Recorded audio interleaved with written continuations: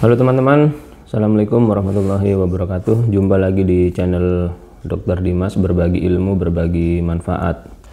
Teman-teman, normalnya seorang perempuan itu haid, hamil, dan melahirkan. Nah, pada video kali ini saya akan menjelaskan ada satu sindroma yang menyebabkan seorang perempuan itu tidak bisa haid, tidak bisa hamil, apalagi melahirkan.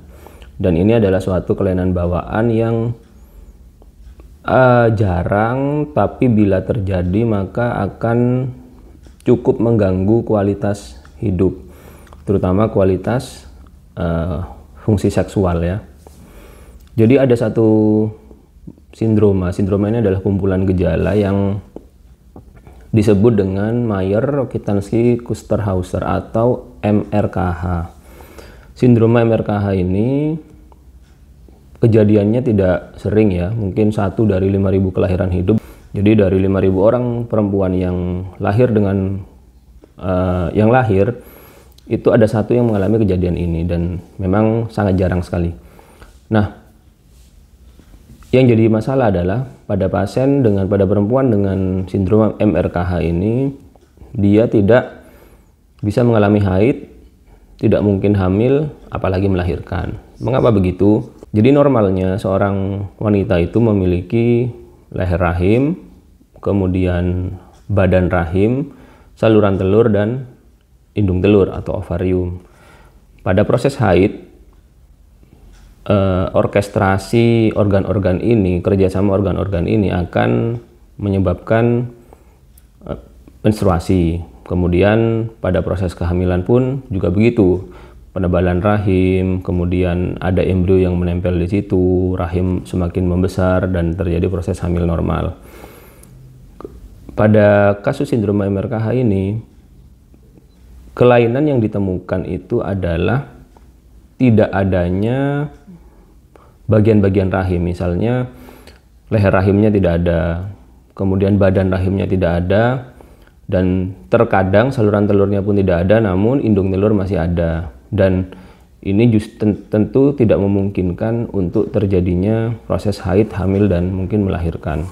Nah, bagaimana dengan vagina? Vagina ini kan seperti sebuah lorong atau kanal begitu ya, yang digunakan untuk fungsi seksual. Pada beberapa kasus memang ada yang masih memiliki vagina yang mungkin pendek, mungkin hanya sekitar 3 atau 4 cm. Namun sepanjang yang saya ketahui, memang banyak juga kasus yang MRKH ini vaginanya juga tidak ada. Apakah wanita dengan MRKH ini ada masalah seperti menopause karena tidak haid? Tidak ya, karena secara normal ovariumnya ada. 2 indung telur yang kecil itu, kanan dan kiri, itu normal, sehingga fungsi hormonnya itu masih berlangsung dengan baik. Ya, hanya saja tidak haid, itu saja, karena tidak ada rahim yang memiliki dinding rahim yang bisa luruh pada saat bulanan. Itu tidak terjadi karena tidak adanya rahim. Nah, kemudian apa kira-kira yang menyebabkan seorang perempuan ini sadar bahwa dia memiliki penyakit ini atau sindroma ini? Apa yang kira-kira harus harus pay attention dulu. Pertama, bila pada usia puber, misalnya usia SMP, usia SMA, itu tidak haid sama sekali. Bukan pernah haid 1 kali 2 kali kemudian tidak haid, itu berbeda, bisa banyak sebabnya, tapi yang ini sama sekali tidak haid. Mungkin beberapa kasus haid, tapi sangat jarang ya, sangat jarang. Lebih sering yang tidak haid sama sekali. Kalau sudah usia 16 tahun belum pernah haid, maka jangan menunggu lama-lama, sebaiknya dilakukan pemeriksaan. Nah, nanti akan dilakukan pemeriksaan oleh dokter kandungan secara bertahap dan biasanya secara menyeluruh, karena perlu pemeriksaan yang cukup lengkap untuk mendiagnosis penyakit ini.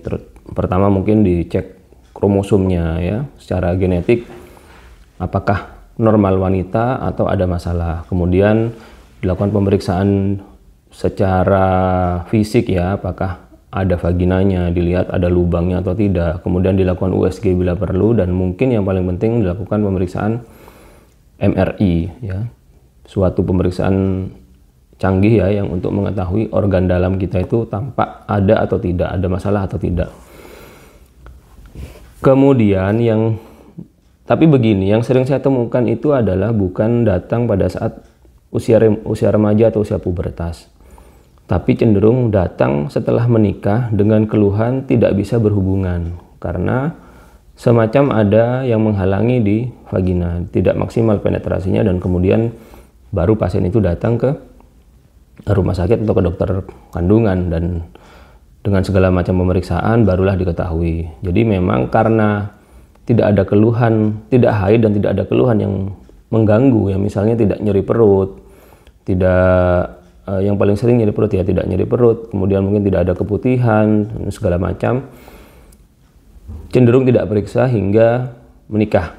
Nah, padahal normalnya seorang perempuan itu 16 tahun sudah harus haid. Bila tidak haid di usia segitu, maka sebaiknya dilakukan pemeriksaan supaya ada tata laksana atau minimal tahulah penyakitnya apa, sebabnya apa.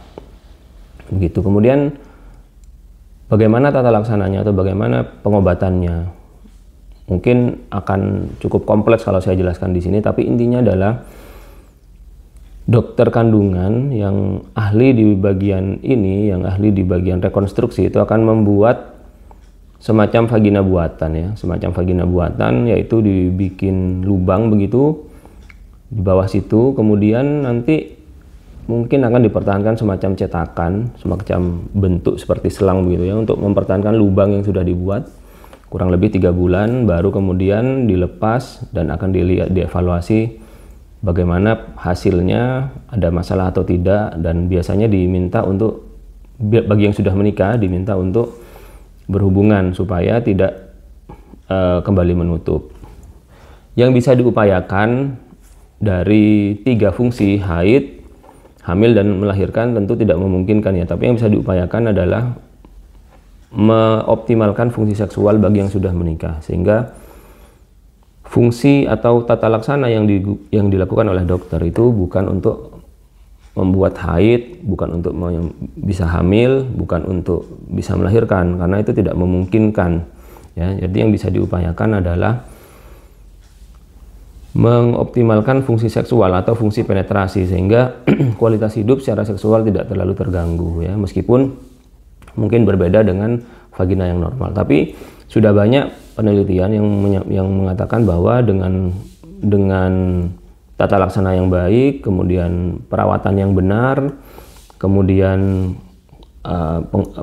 penggunaan dilator itu semacam pelebar vagina, dan hubungan seksual secara rutin bisa mempertahankan vagina yang sudah dibikin tadi supaya tidak menutup kembali. Dan teman-teman yang mungkin melihat video ini dan ada yang menderita MRKH, itu ada semacam support group gitu ya. Ada WA group yang isinya itu penderita-penderita yang dengan MRKH. Mungkin biasanya kontak-kontak antar sama penderita sharing itu bisa sebagai support system ya, sebagai support system untuk ya istilahnya untuk tidak terlalu larut dalam perasaan yang tidak nyaman karena MRKH ini ya. Apakah MRKH ini berbahaya, sindrom ini berbahaya? Tidak ya, tidak, karena bukan merupakan suatu penyakit yang akan berkembang menjadi suatu keganasan, itu enggak. Jadi hanya tidak adanya rahim, sudah itu saja. MRKH di Indonesia tidak memungkinkan untuk hamil karena kita secara etik tidak diperkenankan untuk melakukan peminjaman rahim ya, atau disebut dengan surrogate mother.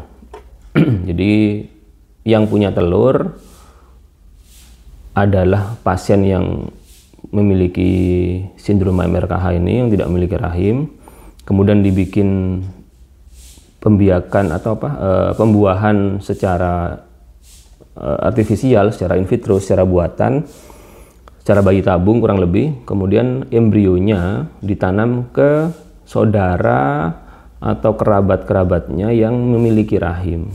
Nah, ditanam di situ, nanti setelah proses hamilnya juga dititipkan, istilahnya titip hamil, kemudian melahirkan, nanti baru prosesnya itu seperti persalinan seperti biasa, dan anaknya bisa dikembalikan ke yang pemilik telur tadi.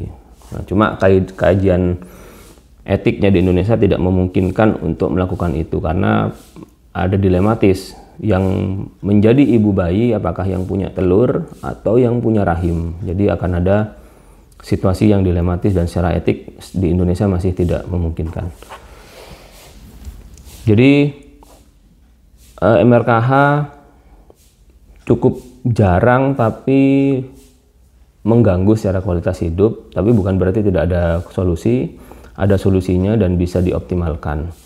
Bagi teman-teman yang memiliki gejala-gejala seperti yang saya sampaikan tadi, harap jangan terlambat untuk melakukan pemeriksaan, minimal tahu apa sakitnya dan nanti akan didiskusikan dengan dokter yang merawat, apakah akan dilakukan tindakan atau bagaimana baiknya. Dan sebaiknya pada saat melakukan pemeriksaan bagi yang sudah menikah, mungkin suami perlu dibawa karena banyak informasi yang perlu disampaikan oleh dokter yang memeriksa. Baik, saya rasa itu dulu. Mudah-mudahan bermanfaat videonya. Terima kasih sudah menyimak. Wassalamualaikum warahmatullahi wabarakatuh. Berbagi ilmu, berbagi manfaat.